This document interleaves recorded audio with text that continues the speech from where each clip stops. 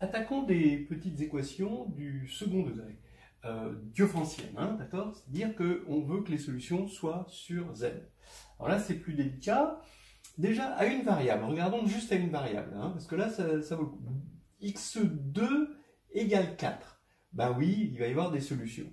Mais x2 égale 5, il ne va pas y avoir de solution. Pourquoi? Parce que 4 est un carré, alors que 5 n'en est pas. Donc déjà, c'est une première chose, il y a les carrés et il y a les non carrés. Après, si on veut rester sur une variable et du second degré, on a le trinôme, d'accord? Et on veut des solutions entières, ben vous voyez que déjà, il faudrait que le discriminant soit un carré. Et le discriminant, ici, eh ben, il vaut 5, et ce n'est pas un carré. Voilà, donc il ne va pas y avoir de solution. Bien, alors maintenant, plusieurs variables. Alors là, il y a des techniques pour montrer qu'on n'a pas de solution. Alors par exemple, regardez, je ne vais pas regarder les techniques générales, hein, mais je donne juste des exemples comme ça. Hein. Donc ici, on va regarder un exemple d'équation homogène à trois variables. Voilà, x2 plus y2 moins 3z2 égale 0. Alors, l'idée, c'est de voir déjà que 0, 0, 0 est solution. Donc déjà, c'est pas vide. Est-ce qu'il y en a d'autres? Là, c'est moins clair.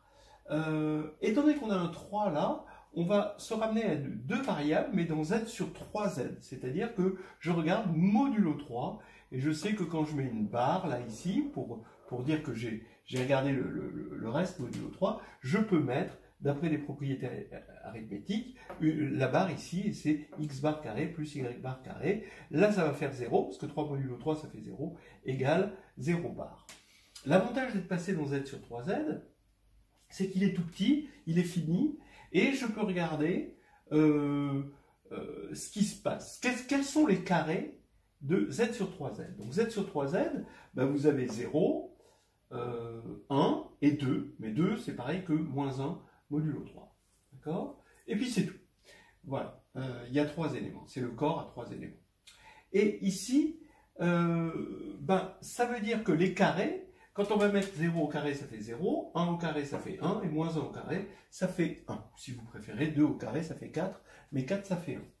Donc, on n'a que deux carrés, c'est 0 et 1, et quand on fait la somme de carrés, ben, quand vous faites 0 plus 0, ça fait 0, et sinon, ça ne marche plus. 0 plus 1, ça fait 1, et 1 plus 1, ça fait 2, et c'est pas nul, parce que 2, c'est moins 1.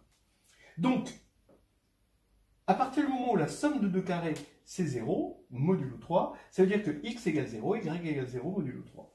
Donc ça veut dire que 3 divise, c'est encore la relation divise, x. Donc j'écris x égale 3r, y égale 3s, avec r et s, ce sont des entiers. C'est ça la définition de la divisibilité. Donc maintenant, je réécris cette équation, d'accord ? Cette équation, je l'écris avec x égale 3r, y égale 3s. Ça va me faire 9r2 plus 9s2 moins 3z2 égale 0. Je simplifie par 3. D'accord? Et maintenant, quand j'ai simplifié par 3, je vois que z2 est un multiple de 3. Donc 3 divise z2. Et ça, c'est le lemme d'Euclide. Comme 3 est premier, 3 divise un produit, AB, alors 3 divise A ou 3 divise B. Voilà. D'accord? Mais comme c'est Z2, ça veut dire 3 divise Z ou 3 divise Z. Non. Dans les deux cas, 3 divise Z. Voilà. 3 divise Z. Donc là, ça veut dire que Z est égal à 3 fois un T. Avec un T, T maintenant qui est un nouveau paramètre dans Z. Et maintenant, ben, je vais remplacer z par 3t dans cette équation, et je vais pouvoir simplifier par 9, ce qui va faire que je vais obtenir R2 plus S2 moins 3T2 égale 0. Et c'est une nouvelle équation diophantienne, mais rabaissée. Ça veut dire que, et c'est la même équation diophantienne, regardez, ça veut dire que si x, y, z sont solutions entières, alors x sur 3, y sur 3 et z sur 3, c'est-à-dire r, s et t, sont aussi solutions entières de la même équation. Oui, mais alors là maintenant, ça ne s'arrête plus. Je peux encore diviser par 3, je peux encore diviser par 3 indéfiniment. C'est-à-dire que quel que soit n, x sur 3 puissance n, y sur 3 puissance n, z sur 3 puissance n sont solutions. Mais on voit bien qu'on ne peut pas, à partir du moment où x est un entier, au bout d'un certain temps, en divisant par 3 puissance n, bah, ça ne devrait plus être un entier. A. Et pourtant, ce qu'on a dit reste vrai. C'est que, en fait, il n'y a pas tout à fait, il n'y a pas complètement un paradoxe, c'est que x sur 3 puissance n est encore un entier, d'accord? Oui, mais ça veut dire que x est nul.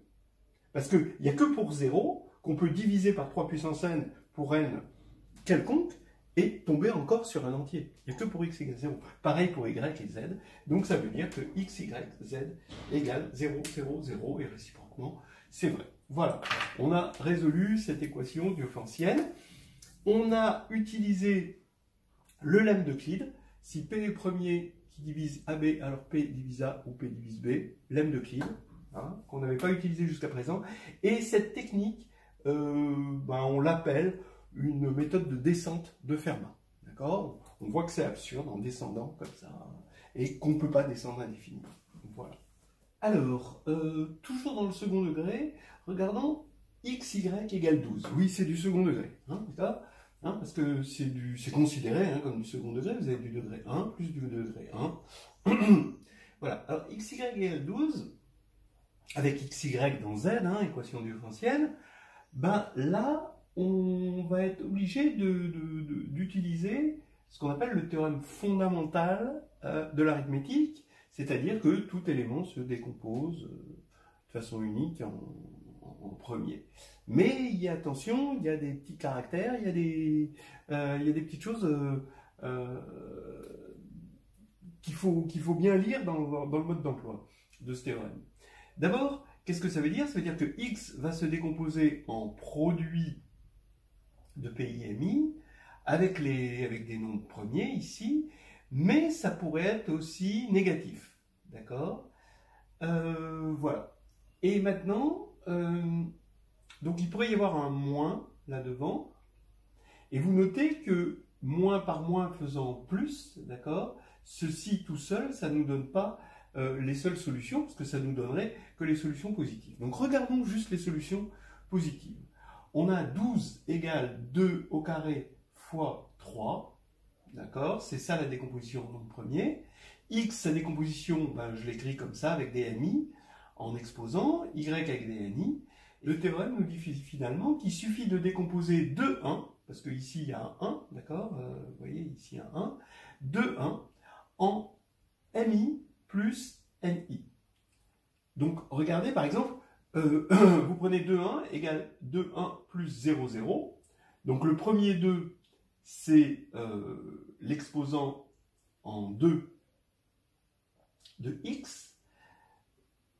Lui, c'est l'exposant en 3 de x. Et là, c'est l'exposant en 2 de y, l'exposant en 3 de y. Donc c'est la solution 12, 1.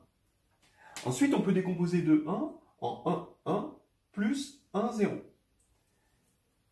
Alors là, ça veut dire qu'on a 2 puissance 1 fois 3 puissance 1, ça fait 6, 2 puissance 1, ça fait 2. Vous voyez? Ensuite, on va regarder 2, 0 plus 0, 1. Ben oui, ça fait 2 puissance 2 fois 3 puissance 0. Donc c'est 4, et 2 puissance 0 fois 3 puissance 1, ça fait 3.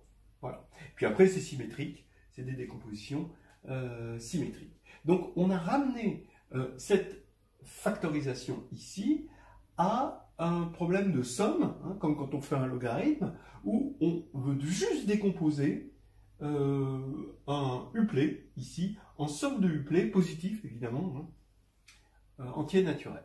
Voilà. Donc ça, on s'est servi de ça. Maintenant, il se trouve que le petit truc, le petit grain de sable dans l'unicité de la décomposition en facteur premier, c'est que c'est valable à unité près. Alors, unité, qu'est-ce que ça veut dire? C'est les inversibles de l'anneau, c'est-à-dire de z. Les inversibles de z, c'est 1 et moins 1. Et c'est là où ça coince, c'est qu'il faut regarder à part les unités. On a souvent besoin des unités dans un anneau. Et là, on pourrait avoir aussi moins. Mais si j'ai moins ici, j'ai moins là. Donc, c'est-à-dire que c'est à facteur près. Donc, on peut considérer ici que x est la même chose, le même résultat, mais multiplié par une unité, donc multiplié par moins 1, et dans ce cas-là, y sera multiplié par moins 1 aussi. Donc vous pouvez mettre des moins aussi. Donc ça fait 6 solutions positives, 6 solutions négatives, et en tout 12 solutions. Voilà, alors maintenant on peut aller un peu plus loin, on regarde x2 moins y2 égale 101. Alors j'ai pris 101 pour que ce soit plus simple, parce que c'est un nombre premier. Et bien là maintenant, je factorise. Vous voyez, là la factorisation était évidente, là pas tout à fait évidente. Donc x2 moins y2, c'est x moins y facteur de x plus y. Et maintenant, vous voyez que ça veut dire, maintenant je vais résoudre comme j'ai résolu ici. Sauf que là, 12, il était un peu complexe, là 101 est beaucoup plus simple, c'est un nombre premier. Donc soit x moins y égale 101 par unicité de la décomposition en facteur premier, hein, et x plus y égale 1. D'accord? Et x moins y égale 1, et x plus y égale 101. Mais on peut aussi avoir moins, d'accord, ici, et avoir moins ici. Donc, il ne reste plus qu'à résoudre un système, 4 systèmes linéaires à 2 inconnus. Donc ça, c'est pas difficile. Et on vérifie qu'on a ces 4 solutions. À chaque fois, ça va être un système qui va avoir des solutions. Et on vérifie qu'on a ces 4 solutions, 51, 50, moins 51, 50, etc., etc. Voilà. Donc maintenant, il est temps de faire le point sur, en fait, c'était ça le but, la motivation, sur ce que l'on a utilisé et sur ce qui est finalement utile dans ce qu'on va faire, c'est-à-dire l'arithmétique. Ce qu'on va voir en arithmétique, en tout cas les bases de l'arithmétique telles qu'on va les voir ensemble, sont ici. D'abord Z, on va travailler sur Z. Z c'est un anneau, voilà. Et on aura besoin de ces inversibles. Et dans un anneau, on a toujours besoin des inversibles. Et les inversibles de Z, c'est 1 et moins 1. Voilà, c'est les seuls qui, quand on les inverse, ça reste dans Z. Il y a le lemme d'Euclide. Si P est premier, c'est-à-dire s'il est divisible uniquement par 1 et lui-même modulo les inversibles, alors, uniquement divisible par cela, alors P divise AB, un produit AB, ça implique que P divise A ou P divise B. La réciproque, elle est claire, hein, mais dans ce sens-là, c'est important, et ce ne serait pas vrai si P n'était pas premier. Ensuite, le lemme de Gauss, dont on s'est servi, si A divise BC, et si AC n'ont pas de diviseur en commun, alors A divise B. Voilà. Ce qui est pas mal, parce que si A divise B, forcément A divise BC, dans ce sens-là, ça va. Mais c'est pour revenir. Le lemme de Gauss est un espèce de retour contre-intuitif d'une application évidente. Hein, voilà, donc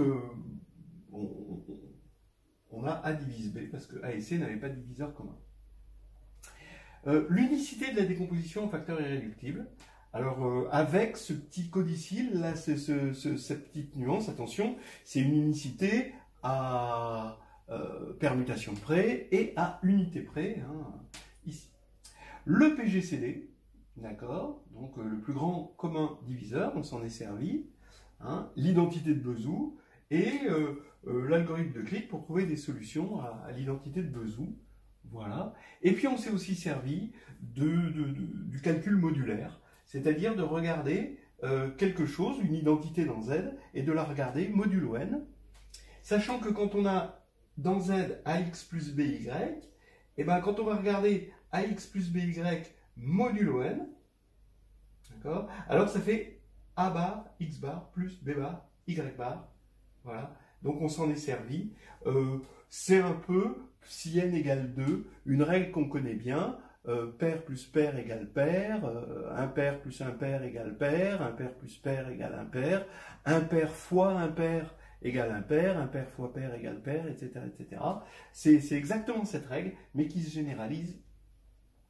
C'est-à-dire qu'on on regroupe des éléments, c'est-à-dire tous les pairs, vous voyez, c'est des éléments différents, mais on va les regrouper dans ce qu'on appelle des classes d'équivalence, et on multiplie ces classes entre elles. Donc la classe des pairs, on la multiplie par la classe des impairs, et on se rend compte que ça fait quelque chose de cohérent, par exemple, voilà. Ok, et ben, oui, et puis pour conclure, tout ça, c'est de l'étude de la divisibilité. C'est-à-dire qu'on a une relation divise dans Z, et cette relation est précieuse, et c'est celle-ci qu'on étudie, et on a vu que si on domine la relation divise par tous ces objets-là, alors on est très fort, et entre autres, on peut résoudre des équations. Voilà, c'est fini pour les motivations, et le cours va pouvoir commencer.